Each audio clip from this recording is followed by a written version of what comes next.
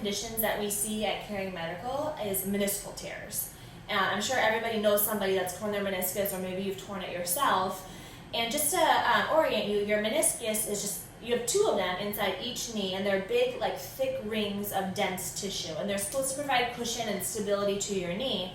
And most commonly, meniscus or menisci are torn by a quick rotation or quick lateral movement. Maybe you're young and you were playing soccer, or you're older and it was just like a quick misstep off a curb. We'll actually get that tissue to tear. What's interesting is that research shows that if you get what's called a meniscectomy, where they actually go in surgically and remove that part of your injured meniscus, your chances of accelerating arthritis, within the next 5 years are very, very high.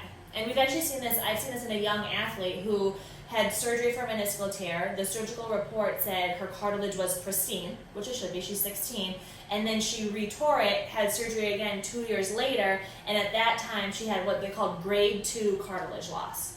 So just from one surgery of removing part of her meniscus, her cartilage went from pristine to grade 2. This is a young athlete.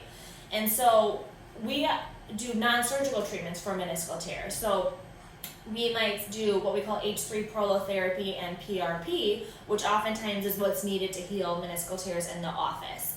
This means that we take blood from the patient, which is PRP, or platelet-rich plasma. We'll concentrate the growth factors out of it, inject it at the meniscus with ultrasound guidance, and then use dextrose to treat the surrounding weak ligaments to work to kind of rebuild the joint as a whole, so re-tears are less likely.